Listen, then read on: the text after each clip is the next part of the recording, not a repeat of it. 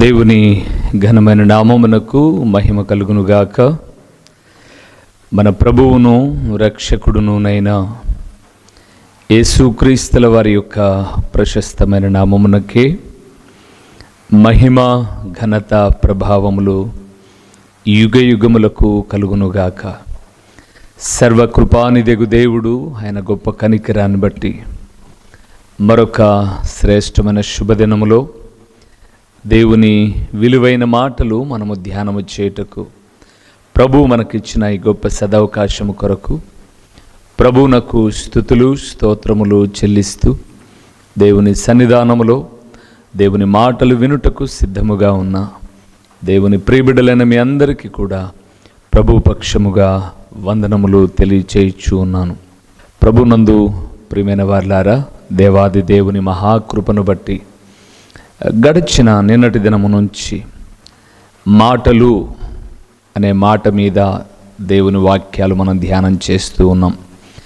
గడిచిన దినాలలో ఆత్మీయులకు ఎలాంటి మాటలు ప్రమాదకరమైనవి అని చూస్తూ డంబపు మాటలు, వంకర మాటలు, కపటపు మాటలు, కుటిలమైన మాటలు, వ్యర్థమైన మాటలు, విస్తారమైన మాటలు, ఇవి ప్రమాదకరమైనవి అని మనము వాక్యాన్ని ధ్యానము చేయగలిగాం.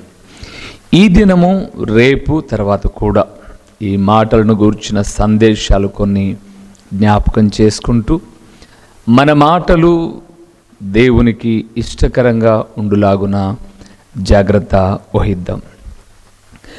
ఈ దినాన దేవుని సన్నిధానంలో మనము ధ్యానము చేయబోతున్న అంశభాగం ఏమిటనగా, ఆత్మీయులకు మేలు చేసే జ్ఞానపు మాటలు ఏవి?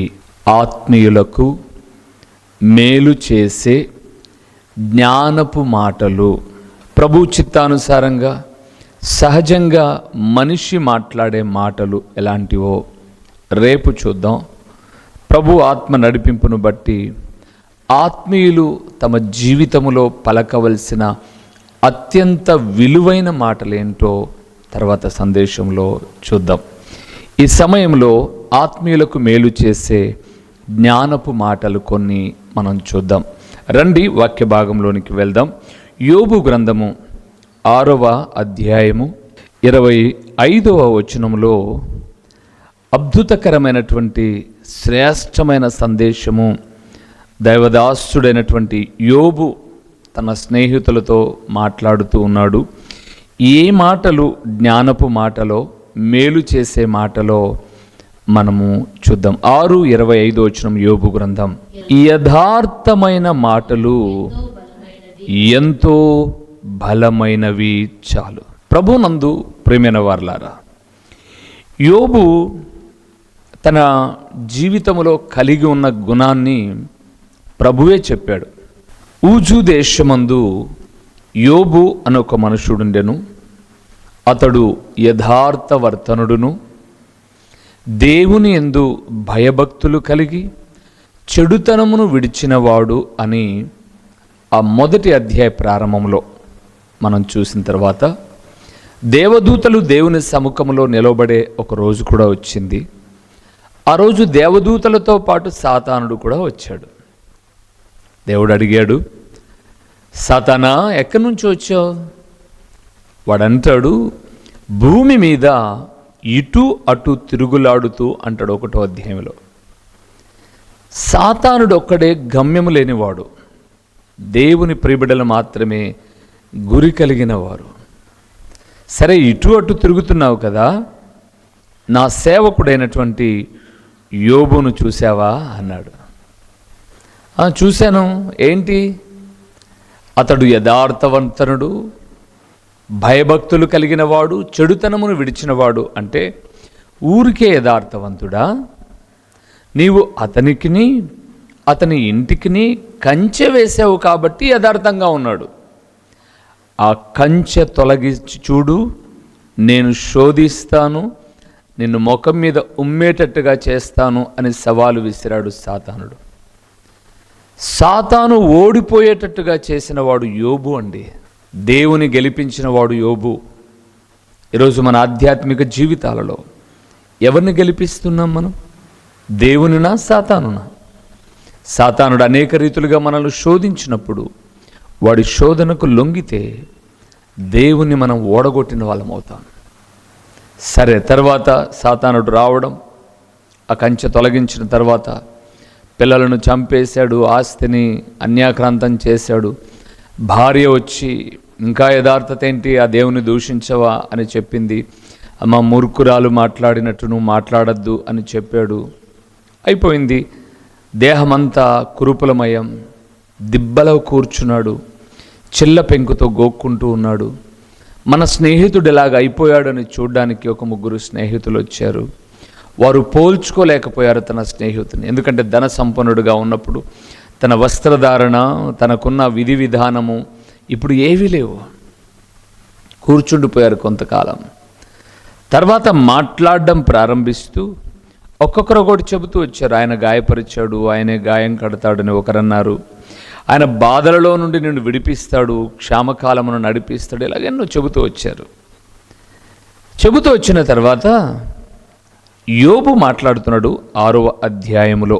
ఆయన అన్నాడు, నాకు ఉపదేశము చేయుడి, 24వ వచనంలో అంటారు, నాకు ఉపదేశము చేయుడి, నేను మౌనినై ఉండేదను. ఏ విషయమందు నేను తప్పిపోతినో అది నాకు తెలియచేయుడి. అద్భుతకరమైన మాట అండి ఈ మాట.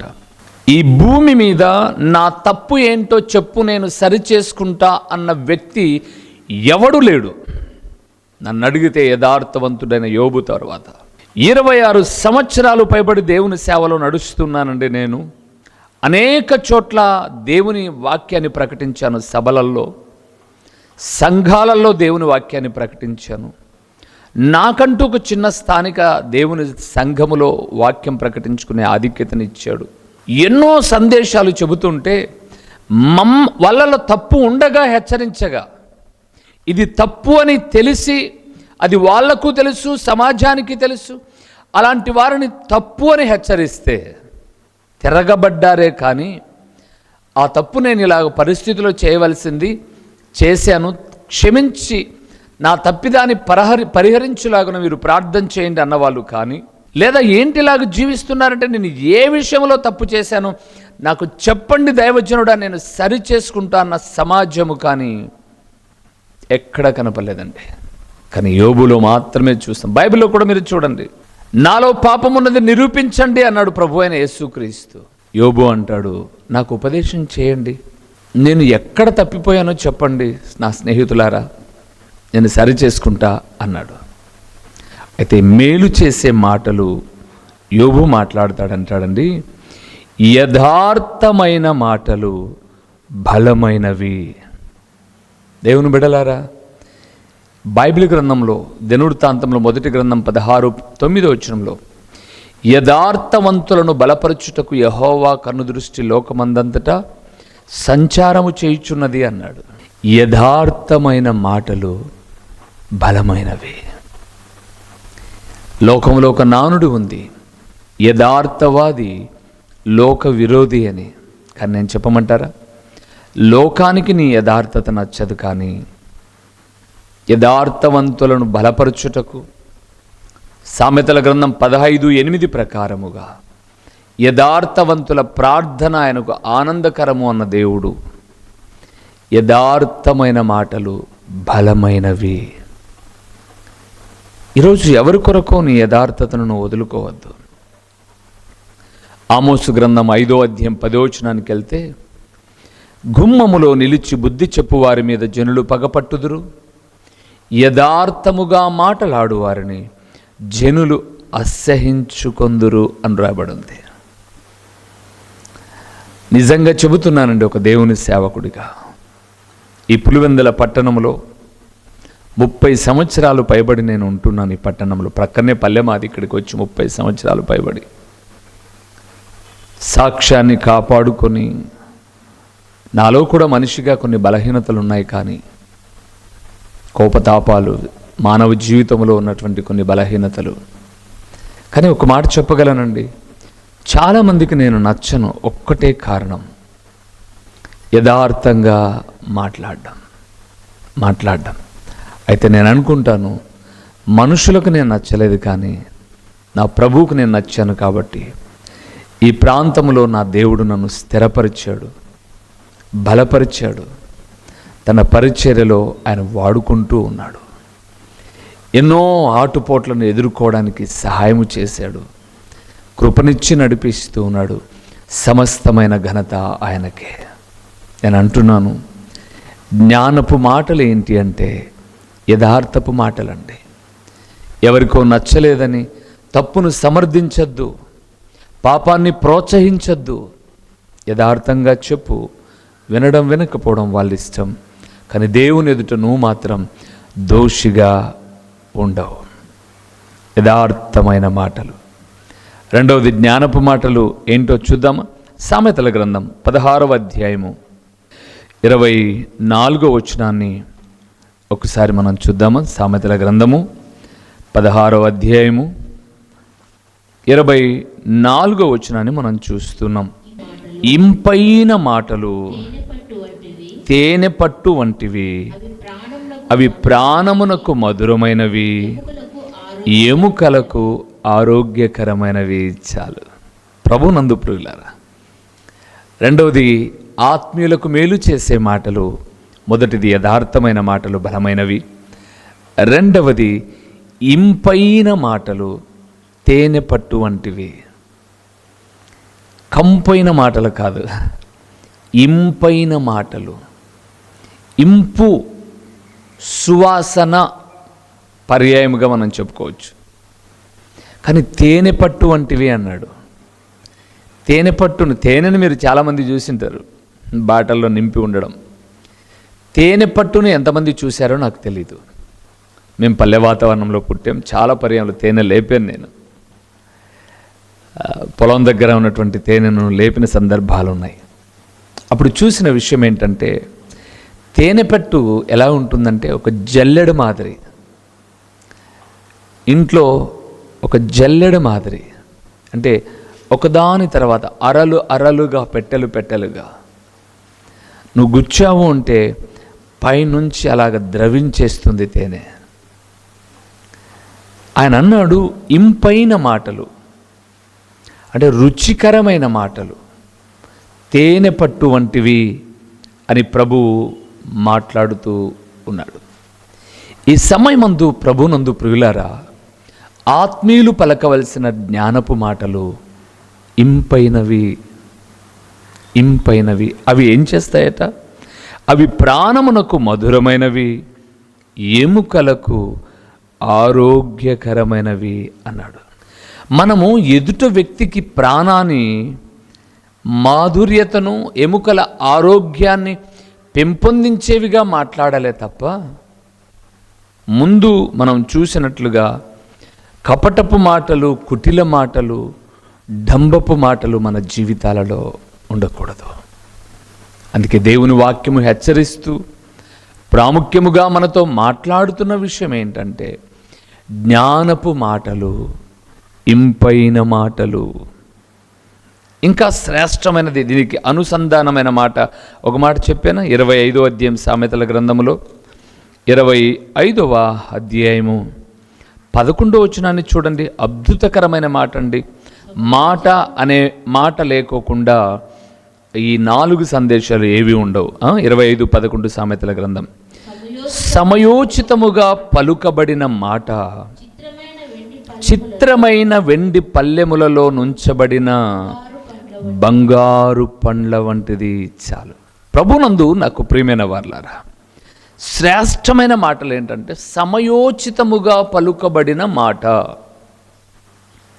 దానికి వివరణిస్తూ అన్నాడు, వెండి పల్లెములో నుంచబడిన బంగారు పండ్ల వంటిది అన్నాడు. పల్లెము వెండిది.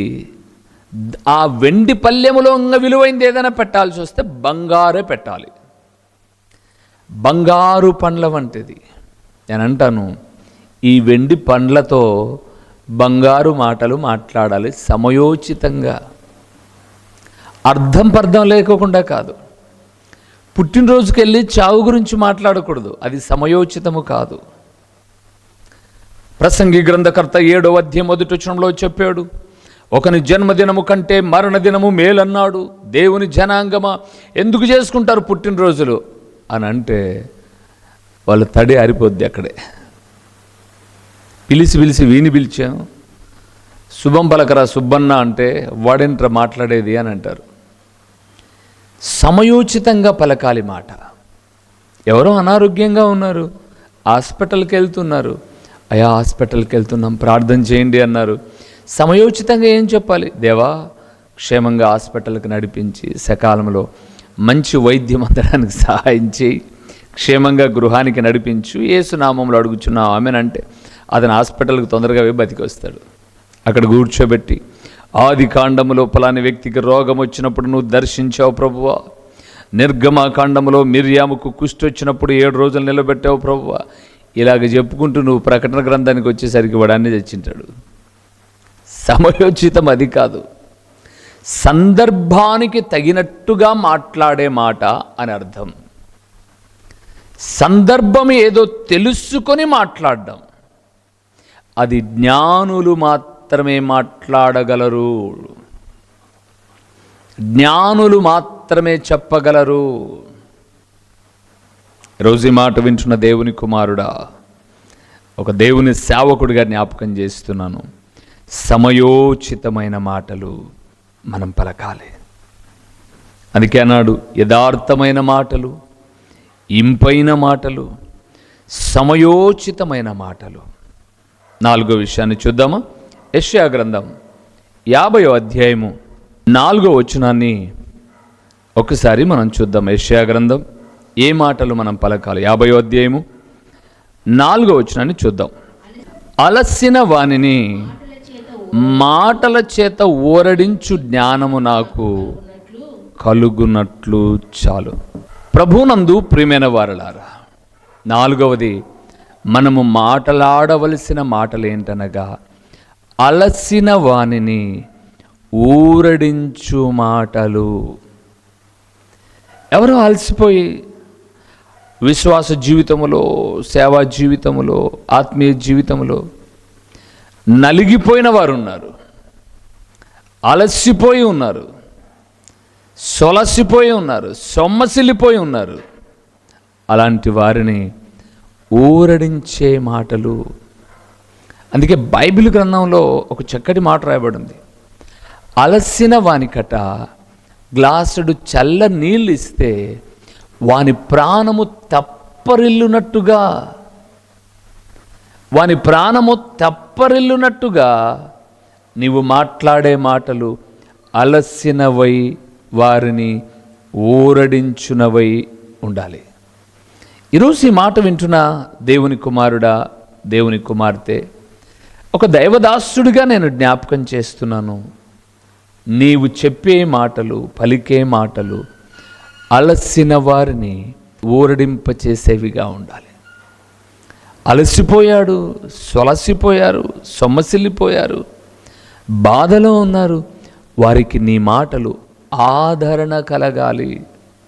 అందుకే బైబిల్ గ్రంథంలో 90వ కీర్తన 14వ వచనానికి మనం వచ్చేసరికి నీ గొప్ప ఆదరణ నా ప్రాణమునకు నెమ్మది కలగజేయుచున్నది అని అన్నాడు. బైబిల్ గ్రంథంలో మీరు చూస్తే ప్రభునందు ప్రియులారా, సమూయేలు మొదటి గ్రంథం 30వ అధ్యాయములో దావీదు తన భార్య బిడ్డలను అందరినీ తీసుకెళ్ళిపోయారు. ఆందోళనకరమైన పరిస్థితి, రాళ్ళు రువి దావీదును చంపుదాం అనుకున్నారు. దేవుని సన్నిధానంలో మొరపెట్టాడు దావీదు, అయ్యా ఏంటి నా పరిస్థితి ఇలాగ అయిపోయింది, నేను ఇప్పుడు సైన్యాన్ని ఎక్కడున్నారని వెతకాలి, ఏ దారి గుండా వెళ్ళాలి, ఏం చేయాలి అని అన్నాడు. దేవుడు అన్నాడు, తరుము, ఒక దారిని నువ్వు ఎంచుకొని వెళ్ళు, ఆ దారి గుండా నువ్వు వారిని చేరుకుంటావు అన్నాడు. దావీదు ప్రయాణాన్ని ప్రారంభించి వెళ్తున్నాడు. అమాలేకీయులు ఈ భయంకరమైన కార్యాన్ని ఒడిగట్టిన వారు వాళ్ళే. వారు అలాగ వెళ్ళిపోతూ ఉన్నారు. వెళ్ళిపోతున్నటువంటి పరిస్థితులలో అమాలేకీయుడు ఒకడు, ఒక దాసుడు బలహీనుడైపోయి ఉంటే అతన్ని రోడ్లో పడేసి వెళ్ళిపోయారు. ముందు వెళ్ళేటప్పుడేమో తీసుకెళ్ళిపోయారు, ఆ సైన్యంతో పాటుగా వెళ్ళాడు అతను. అక్కడ ఉన్నటువంటి దావీదు యొక్క భార్య, పిల్లలను, దానితో పాటు ఉన్న సైనికుల పిల్లలు అందరినీ తీసుకెళ్ళిపోయేటప్పుడు అతను అనారోగ్య పాలైపోతే దారిలో వదిలేసి వెళ్ళిపోయారు. దావీదు వచ్చినప్పుడు వాడిని చూశాడు, దారి పక్కన పడి ఉంటే. ఇతను ఇబ్బందిలో ఉన్నాడు దావీదు. కానీ అతని దగ్గరికి వెళ్ళి అడుగుతున్నాడు, ఎవరు నువ్వు, ఏంటి నీ పరిస్థితి, ఎందుకు ఇక్కడ పడిపోయి ఉన్నావు అని అన్నాడు. అయ్యా, నేను అమాలేకీయుడి దగ్గర ఉన్నటువంటి ఒక ఐగుప్తుడను. నేను ఇలాగ పలాని చోటుకి వెళ్ళి పలాని వాళ్ళను తీసుకొని వచ్చేటప్పుడు నేను అనారోగ్య పాలైపోతానని ఇక్కడే పడేశాడు. దావీదు అంటాడు, అతన్ని ఆదరించిన మాటలండి, అక్కడ రాయబడిన మాటకు అనుగుణంగా చెప్తున్నాను. అతనికి ఆహారం పెట్టి శక్తి వచ్చిన తర్వాత అంటారు, నీవు వారు ఏ దారి గుండా వెళ్ళారో మాకు దారి చూపుతావా? వీడు కూడా అంటాడు, మీరు మమ్మల్ని తిరిగి వాళ్ళకి అప్పగించనంటే నేను మీకు దారి చూపుతా అన్నాడు. సరే, ఇద్దరు ఒడంబడిక ఒప్పందం కుదిరింది. వెళ్ళి దావీదు తిరిగి తన వారిని సంరక్షించుకున్నాడు. కనుక నేను చెప్పాలనుకున్న మాట, వాడు శత్రువు, కానీ అతన్ని ఇంపైన మాటల చేత, ఇంకా చెప్పాలంటే అలసిపోయిన వాణ్ణి ఊరడించే మాటలు మాట్లాడాడు. ఈరోజు ప్రభునందు ప్రియులారా, బాధలో ఉన్నవారు, ఇబ్బందిలో ఉన్నవారు మన దగ్గరికి రాకపోరు.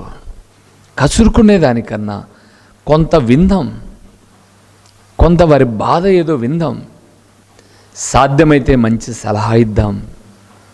తప్పకుండా మనం సహాయము చేసిన దానికన్నా మనము మాట్లాడిన మాటలు వారి అలసటను తీర్చగలిగితే ధన్యులం, మనం ధన్యులం ప్రియులారా. చివరిగా జ్ఞానుల నోట ఉండాల్సిన ఇంకొక మాట చెప్పాను. ప్రసంగి గ్రంథం 12వ అధ్యాయము 11వ వచనాన్ని ఒకసారి మనం చూద్దాము. ప్రసంగి గ్రంథం 12వ అధ్యాయము 11వ వచనాన్ని చదువుతున్నాం. జ్ఞానులు చెప్పు మాటలు ములు కొలల వలెను చక్కగా కూర్చబడి బిగగొట్టిన మేకుల వలె ఉన్నవి, అవి ఒక్క కాపరి వలన అంగీకరింపబడినట్టున్నవి. ఈ మాట అర్థం ఆకర్షించే మాట. ఎదుటి వ్యక్తిని మన మాటలు దేవుని వైపుకు ఆకర్షించేవిగా. యేసు ప్రభుల వారిని తప్పు పట్టడానికి చాలామంది వచ్చారు, కానీ ఆయన మాటలకు ఏమైపోయారు? వాళ్ళు ఆకర్షితులయ్యారు. దేవుని ప్రియబిడ్డలారా, మన మాటలను తప్పులు పట్టాలని వచ్చి ఆకర్షితులు కావాలి.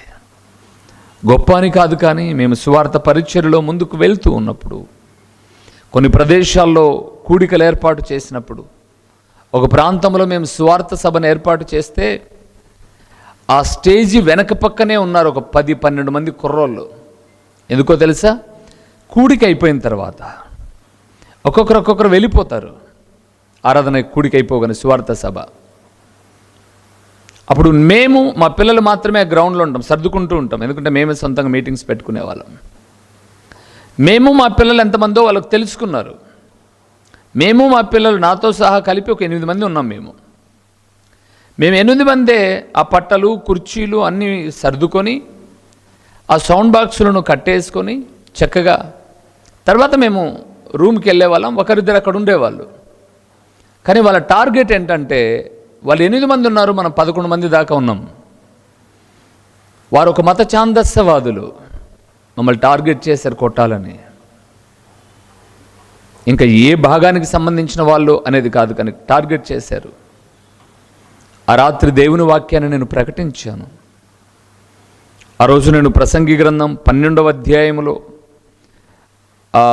శ్రేష్టమైన విషయాలు దాదాపు 11వ అధ్యాయంలో అనుకుంటాను 19వ వచనంలో ఉన్నటువంటి అద్భుతకరమైన వివరణ, యవనుడా నీ యవనమందు సంతోషపడుము, నీ యవన కాలమందు నీ హృదయం సంతృష్టిగా ఉండనిము, నీ కోరిక చొప్పునను నీ దృష్టి యొక్క ఇష్టము చొప్పునను ప్రవర్తింపుము, అయితే వీటన్నిటిని బట్టి దేవుడు నిన్ను తీర్పులోనికి తెచ్చునని జ్ఞాపకం ఉంచుకొనుము అని చెబుతూ 10వ వచనంలో నీ దేహము చెరుపు దానిని తొలగించుకొనుము అని చెప్పి దేహాన్ని చెడగొట్టేది ఏంటో దేహంలో ఉన్న భాగాల గురించి చెబుతూ వచ్చాను. కళ్ళ నుంచి కాళ్ళ వరకు 12 విషయాలు చెప్పాను. నిజంగా మీరు నమ్మండి ప్రియులారా, మమ్మల్ని టార్గెట్ చేసిన వాళ్ళు మరుసటి రోజుకు పోస్ట్పోన్ చేసుకున్నారు. బాగున్నారా, మంచి మాటలు చెప్పాడు, ఎవరిని దూషించలేదు, ఎవరిని ద్వేషించలేదు, ఏ కులాన్ని కించపరచలేదని విన్నారు. రెండో రోజు విన్నారు, మూడో రోజు విన్నారు, మాకే కీడు చేయలే. కానీ వారు కీడు చేయనీకి వచ్చారని అక్కడున్న క్రైస్తవులు మాత్రం గ్రహించి వాళ్ళు మమ్మల్ని అటాక్ చేయకోకుండానే వాళ్ళని కొట్టి తిట్టి పంపించేశారు. నేను అంటాను, దేవుని ప్రియబిడ్డలమైన మనము యథార్థమైన మాటలు బలమైనవిగా అందించాలి. ఇంపైన మాటలు ప్రాణమును తెప్పరిల్ల చేసేవిగా మాట్లాడాలి. సమయోచితమైన మాటలు మాట్లాడాలి. అలసిన వారిని ఓరడించే మాటలు మాట్లాడాలి. చివరిగా దేవుని దగ్గరకు ఇతరులను ఆకర్షించే మాటలు. వాస్తవంగా మన మాటలు ఆకర్షిస్తాయని పొరపాటు కూడా అనుకోమాకండి. మనము మాట్లాడువారమే, ఆకర్షించేది మాత్రం పరమ తండ్రే. ఎందుకంటే యేసుప్రభుల వారు చెప్పారు ఆయన గ్రంథములో, నా తండ్రి వానిని ఆకర్షించితే గాని ఎవరునూ నా యొద్దకు రారు అన్నాడు. ఆకర్షించేవాడు తండ్రే. కాబట్టి దేవుని ప్రియ జనాంగమా, మన మాటలు ఆకర్షణకరంగా ఉంటే తండ్రి ఆకర్షించుకుంటాడు. కాబట్టి దేవుని సేవకుడిగా చెప్తున్నాను, ప్రమాదకరమైన మాటలు వద్దు, పరలోకానికి చేర్చే జ్ఞానపు మాటలు మాట్లాడాలి. ఆ మాటలే ఒక 5 మాటలు మీకు చెప్పాను. యథార్థమైనవి, ఇంపైనవి, సమయోచితమైనవి, అలసిన వారిని ఊరడించినవి, ఇతరులను ప్రభు దగ్గరికి ఆకర్షించినవి. ఈ మాటలు ఇతరులను జ్ఞానపుగా మాట్లాడుతున్నప్పుడు ప్రభు వారిని తన ఎదుటకు ఆకర్షించుకునేవాడు. కావున ఈ మాటలు మాట్లాడదాం. సహజంగా మానవుని మాటలు ఎలాగ ఉంటాయో తర్వాత సందేశంలో చూద్దాం. తలలు ఉంచి కళ్ళు మూసి ప్రార్థన చేసుకుందాం. మహోన్నతుడవైన దేవా, మహాగణుడవైన పరలోకపు తండ్రి, మీ ఘనమైన నామమునకు స్తోత్రములు చెల్లిస్తూ ఉన్నాము నాయన. ఎలాంటి మాటలు జ్ఞానపు మాటలో, మీ జ్ఞానపు వాక్కులలో నుంచి కొన్ని విషయాలు మేము ధ్యానం చేశాం. అవును తండ్రి, ఈ లోకంలో మాట్లాడలేని మగవారెందరో ఉన్నారు. మాట్లాడుటకు మాకు నోరిచ్చినప్పుడు ప్రమాదకరమైన మాటలు కాకుండా పరలోకమునకు చేర్చే జ్ఞానపు మాటలు మాట్లాడడానికి సహాయము చేయండి. ఓ తండ్రి, ఈ మాటలను దారి తప్పించడానికి అపవాది ఎన్నో ప్రయత్నాలు చేసినప్పుడు వాడి కబంధ హస్తాలలో మేము చిక్కుకొనుకోకుండా మీ కృపాహస్తాల కింద మమ్మల్ని భద్రపరచండి. ప్రకటించబడిన పరలోకపు సంగతులు వ్యర్థముగా పోకుండా సారవంతమైన నేలను పడిన విత్తనము వలె 30దంతలుగా 60దంతలుగా 100అంతలుగా ఫలింపచేసి మీ ఘననామానికి మహిమ ఘనత ప్రభావములు మీరు కలుగు చేసుకునమని ఎంతైనా నమ్మదగిన దేవుడవైన మీకు స్తుతులు చెల్లిస్తూ యేసు నామములో అడిగి పొందియున్నాము తండ్రి, ఆమేన్. మా చిరునామా దైవజనులు బ్రదర్ ఓ రూబేన్ గారు, క్రీస్తు ప్రార్థనా మందిరం, డోర్ నెంబర్ 1-386, నగరిగుట్ట, పులివెందుల, కడప జిల్లా. మీ ప్రార్థనా అవసరాల కొరకై సెల్ నంబర్ 9989067409.